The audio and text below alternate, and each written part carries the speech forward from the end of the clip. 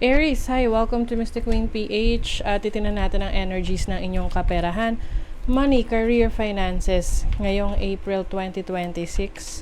General reading, so pwede ka makarelate, pwedeng hindi. Just take what resonates. Another reminder, hindi po ako magme-message or magpo-follow sa inyo para mag-offer ng services. Mag-ingat sa mga fake accounts and scammers.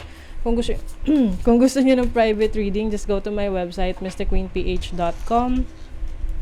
Or you can directly book for a reading through my calendar. Link on the description or comment section. Kung hindi nyo makita, just go to mysticqueenph.com. Hindi nyo na kailangan akong i-message, okay? But if you want some clarifications, my email is mysticqueenph@gmail.com. Okay. Let's begin. Ano yung energies ng kaperahan? For Aries, money, career, finances. Ngayong April.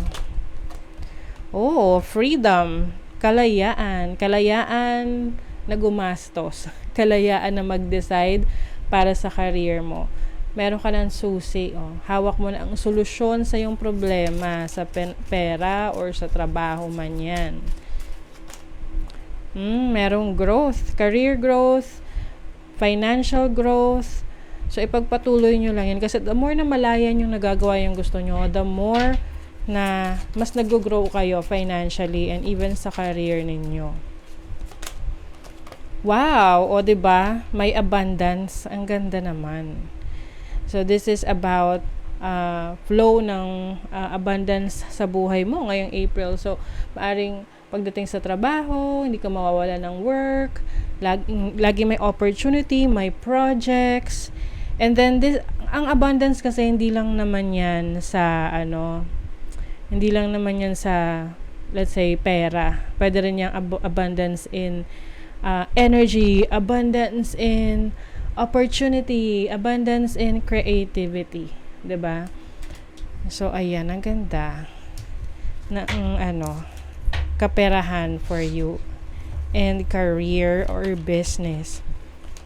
Let's see what else. Okay, you have the 7 of Swords. Nako, ayan na, lalapit na sa'yo ang mga ang mga taong merong hindi magandang intensyon. Kasi nakikita nila na ikaw ay umuunlad, things are doing well for you. But I think, you will protect your energies dito sa mga to. The 8 of Coins is you will focus on your goals. Merong mga distractions. So, syempre, kailangan i-ano mo yung sarili mo. I-align mo yung sarili mo sa mga distraction. I-align talaga. Iwasan mo iwas mo yung sarili mo sa distractions. Mag-focus ka sa goals mo para magtuloy-tuloy ang growth sa career mo or sa finances or business, 'di ba? You have the King of Coins. This is stability in your finances. Some of you, meron ditong opportunity ng promotion, dagdag sweldo, dagdag trabaho. 'Di ba ganun pag merong promotion, dagdag yung sweldo mo, dagdag rin yung trabaho. You have the 8 of Swords. Meron ka ritong ino-overthink. Oo. Meron ka ino-overthink na isang trabaho or project mo na parang feeling mo hindi siya umuunlad or walang nangyayari. Oo. So, wag mo nang stress yung sarili mo. Kung alam mo naman na nag-effort ka, may ginawa ka, hintayin mo na lang kasi tutubo rin yan, 'di ba? Oo, hindi naman porket nagtanim tayo ngayon, kinabukasan uusbong na o kaya meron ng bunga. So it takes a lot of patience. Ano ba? It takes a lot of patience. Yan. Para makuha mo yung goals mo. Yung resulta na hinihintay mo. Ano pa for Aries? Okay, ayun. Tumalon na siya.